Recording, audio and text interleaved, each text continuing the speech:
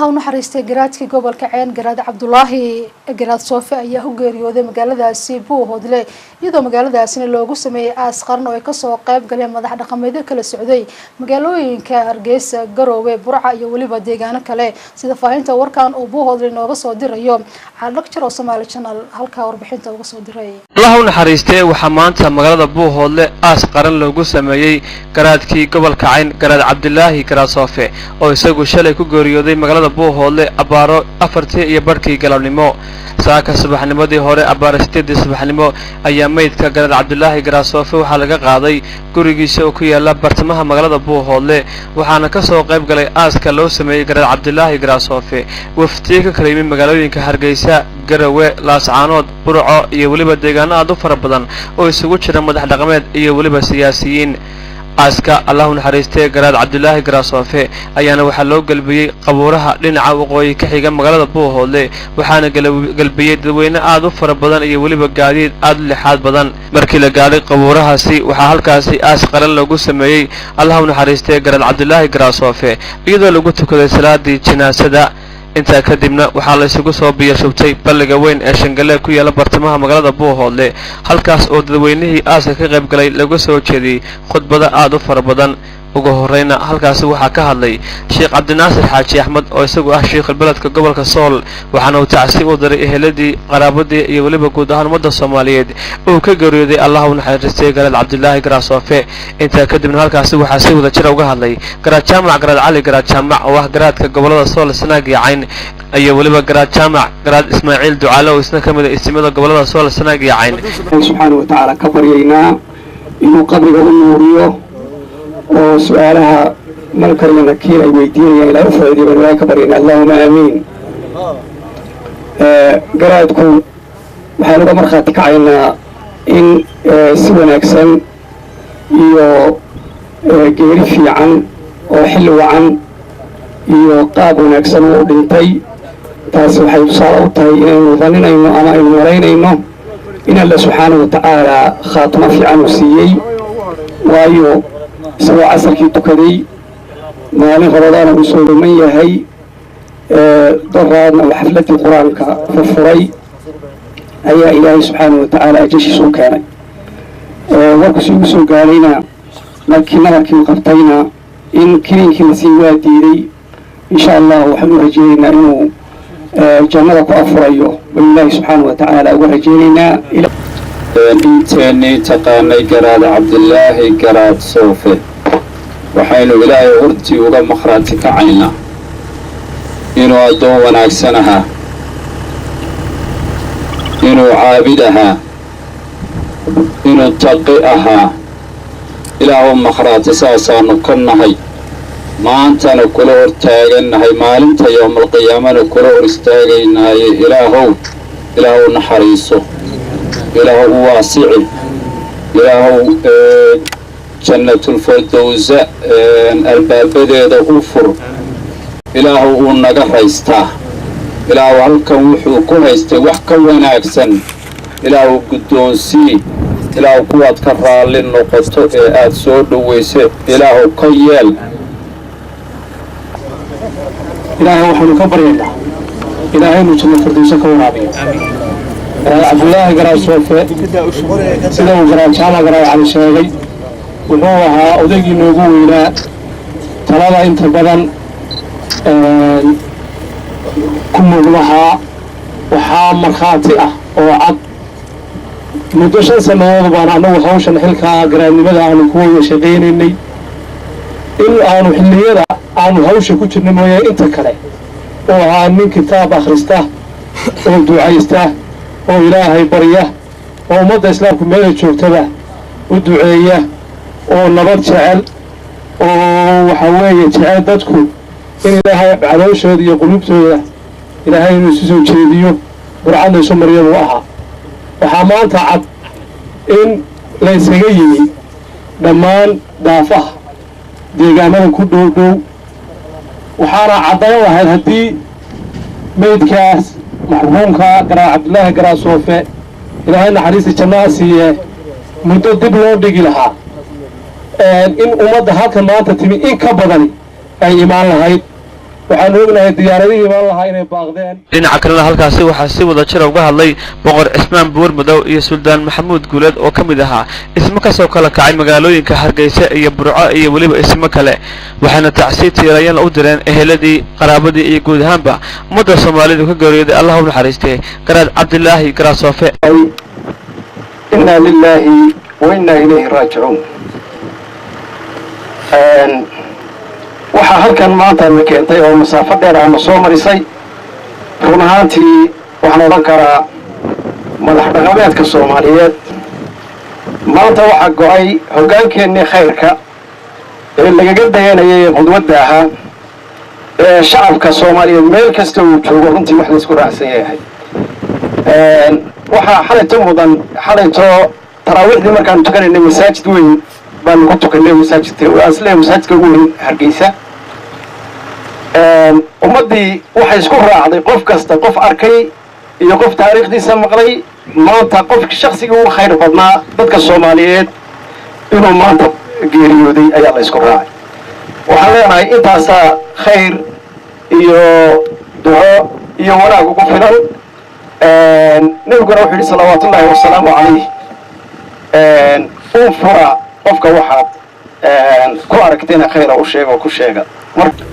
waxaynu ilaahay subxaanahu watacaala u weydiinaynaa garaad cabdilaahi garaad soofe in ilaahay jannatulfirdows ilaahay ku abaalmariyo oo geliyo in ilaahay dembigiisa uu dhaafo in ilaahay subxaanahu watacaala isaga iyo waalidkiiba ilaahay subxaanahu watacaala iyo innagaba ilaahay naarta uu ka xoreeyo. dhinaca kalena halkaas isna waxaa ka hadlay xaaji maxamuud xaaji cumar camay oo hogaaminayay wafti bilalan oo ka yimid magaalada Garowe iyo Cabdicasiis Garaad Soofe oo wada lahaayeen Allah u naxariistay garaad Cabdilaahi Garaad Soofe. ugu dambeyntiina halkaas waxaa ka hadlay Professor Xildhibaan Cali Khaliif Galeed oo ka mid ahaa xildhibaanada baarlamaanka federaalka ee Soomaaliya. hadalkan maanta meesha ma joogeen inaga cadaynu nahay dadweynahanna ilaahay samiriye dadkiisii iyo inaga waxayna ka siiyo garaad Cabdilaahi. أنا هو الوف وين بادرو شمس جريدة قرار عبد الله إلهي سمر يا إمام تذكيسي يا النبأ يا ترك يا الصومالي وإلهي كسي السجنة وحان قبائل وتبع عليه تعب وتبع عليه إلهي سي إلهي كان فردوسها جي إلهي هذا قينا بانو يمكن هذا قينا بانو يمكن فرح سنة هاي سود وهذا الله هاي نبركيو الله تنبينا هدافو الله دنبي والدكين هدافو الله كور هيدين قادو الله نبتقليه هيدين كعليو عبد الله قراد صوفي تاريخ ديسا إذن كاشيغي يدغن كيسي هداني يروب دبو قراد عبد الله قراد صوفي وحو كودا شي دقمد أبو هودلي أيو كودا شي باديه هيدا أيو كودا شي وحو دا شي قياستي كون يساقال بقول يصدر يافرتي انت كدب وقرا عبد الله كتغي 9 عروره 5 gabdhood iyo 4 wiil buu ka tagay iyo 2 xaas taariikhdiisa intaas ayaan ku soo koobaya. garaad Cabdilaahi Garaad Soofe inaan annata ku darsado ilaahay dambigiisa inuu dhaafo ilaahay inuu ku manaysto jannada firdowsa ilaahay waxaan ka baryayaa inuu inta iyada nool inteena nool la مثال inoo noqdo nin iimaan loo ahaa nin ilaahay aad u degan oo ay ka muuqato isku kalsooni. ugu dambeyntii garaad Cabdilaahi Garaad Soofe waxa uu khudbadii ugu dambeysay ka jeediyay jaamaca weyn ee ku yaala magaalada Buuhood oo kaga qayb galayay tartan Quraanka Kariimka ah waxaana ka mid ahaa hadallo ka soo jeediyay halkaasi. salaam bacdeen in hadal badan oo inoo hadhi ma jiro waxaynu maanta isugu nimid reer Buuhood horta ardaynahay waxaynu maraynaa meel aad iyo aad u wanaagsan xagga diineedda aad iyo meel u wanaagsan baynu maraynaa waxaynu caawinoo jooga dad fara badan oo macallimiina ama mushaayikhna ama ardaha soo bacda kuwa ka qayb galiya alxamdulillah rabbil caalamiin meel wanaagsan baynu maraysaa waxaan kale ku go'aynaa macallimiinta wax dhigaysa iyo waalidiinta waa laba mid oo isku xiran oo aan kala maarmi karin oo dadaalka macalinka haddii la haddaanka waalidku garab taageen ma soconayo macallimiintana waxaan wadahay inay diinta juhdi badan ku bixiyaan diinta waxay u baahan tahay juhdi badan in lagu baxriyo waynu ognahay waa cali cusmaan yusuf cali dhagjar telefishinka caalamiga ee Somali Channel magaalada Buuhoodle xarunta gobolka Cayn ka gadaal kadib markii aas ballaaran loo sameeyay garaad Cabdulaahi garaad Soofe ayaa waxaa dadweynaha gobolka Cayn ku dhaqan magaalada Buuhoodle ay si weyn uga taasiyadeen geerida naxdinta lahayd ee ku timid dadka gobolada Sool Sanaag iyo Cayn Dega dadka magaalada Buuhoodle ayaa xalay seexanin sidii ay ugu diyaar garoobi lahaayeen aaska ballaaran iyo wufuudda ka kala imanaysa deegaamada kala duwan sidii ay ugu soo dhaweyn lahaayeen magaalada Buuhoodle dadweynahan ayaa saaka TV-ga caalamiga Somali Channel oo dhex maray microphone-ka ayaa waxay sheegeen inay si weyn uga murugaysan yihiin geerida ku timid garaadka waxayna sheegeen inay uu ahaa garaadku xubin weyn oo ka baxday deegaanadani dadkan ayaa waxay taasi u direen eheladii iyo qaraabadii iyo dhammaanba shacabkii Soomaaliyeed uu ka geeriyooday waxayna sheegeen in Ilaahay samir ka siiyo cawl khayr qabana uu ugu bedelo garaadka ayaa wuxuu ahaa shakhsiyad aad u anigu magacaygu Maxamed Ciise Garaad Soofe waxaan tacsiin fiilayo naxdin loo diray reer Garaad Cabdulaahi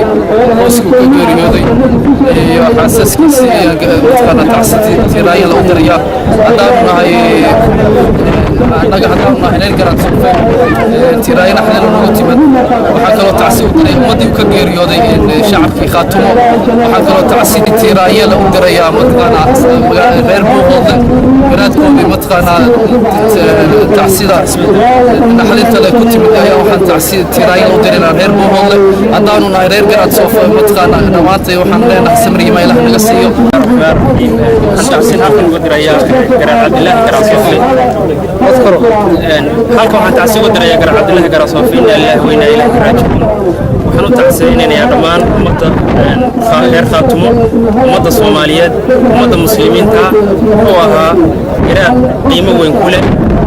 bulshada Soomaaliyeed iyo bulshada reer Khaatumo dhexdeeda waqti wanaagsan ayuu dhintay tobankii dambe ee Ramadaan isagoo oo sooman waxaan rajaynaynaa in Ilaahay su'aalaha uu fududeeyo waxaan dadkii ka dhintay eheladii Ilaahay ka rajaynaya Ilaahay samir iyo iimaan inahay laga siiyo dhammaan ummadda reer Khaatumo iyo ummadda Soomaaliyeed inna lillahi wa inna ilayhi raaji'uun بسم الله الرحمن الرحيم إنا لله وإنا إليه راجعون حالك التحسين لنا قرابدي أهلدي أمد المسلمين تا أمد الرب وهو صومالي ودن أمان قرأت كفاها قرأت صوماليات وقيريو الحلي هذه فرحات بدن وقيريو تبكي دمنا بسر رمضان إنا لله وإنا إليه راجعون عن التحسين لنا قرأت عبد الله قرأت صوفي إلهي وحنو قبرينا إنه جنة كورابيو dadkii iyo eheladii iyo islaamkii faraha badnaa ee uu ka geeriyoodeena in Ilaahay samir iyo iimaan ka siiyo Ilaahay saasaanu ka baryeynaa dacsidiisana waxaanu gaarsiinaynaa cid kasta oo gobolka Cayn u dhalatay iyo eheliyadii uu ka tagay dhamaantood wassalaamu calaykum warahmatullahi wabarakatuh inna lillahi wa inna ilayhi raaji'uun waxaanu ka tacsiinaynaa geeridii naxdinta raayada ku timid garaad Cabdulaahi garaad Soofe ee kidiskayd naxariistii jannada Ilaahay weydiinayna qof muumina buu ahaado خيري كنت داره وهذا خير بدن وهذا عبادة بدن أنا وكسر كعتنا وفت بالأرض هنا وكنبت قال الله سبحانه وتعالى بنقطع عسيرنا كذا كذا سكير كنت من كذا الله هنا حرسته أنت يدو كتجنا سبري ما دمان إلهي كسيو وحنا تعسين يا مرك وراء قرأ عبد الله قرأ صوفي قرأ لو سمي ويكسر غيب قرين وحافظ الصومالي كوه الله الصومالي ملك سيجوانا كسر غيب قرين هذه بنقطع تعسين يا ولي بارو waxaanu ahayn saaxiib baanu ahayno aad buu igu ducayn jiray meherada iyo shaqada iyo aad buu igu ducayn jiray marka tacsidaas ayaan marka hore waxaan uga dirayaa eheladii iyo qaraabadii iyo qoyskii ka dhintay ayaan tacsi uga dirayaa marka xigtana kullay inna lillahi wa inna ilayhi raaji'uun inna lillahi wa inna ilayhi raaji'uun Ilaahay subhanahu wa ta'ala waa la wada dhimanayaa Ilaahay adoonka dhintay adoon khayr qaba buu ahaa adoon islaam buu ahaa saacatul jaabu dhintay Ilaahay subhanahu wa ta'ala jannada ka waraabiyo Ilaahay jannada ka waraabiyo inagana Ilaahay nooga daban naxariisto magaalada Buuhoodle ayaa saaka waxay ahayd suuqyadeeda gabi ahaanba mid xidhan oo laga dareemayay xaafadaha iyo goobaha ganacsiga gurigii laga qaadayay garaadka ayaa waxaa isugu yimid dadweyne aad u fara badan haween caruur iyo qaybaha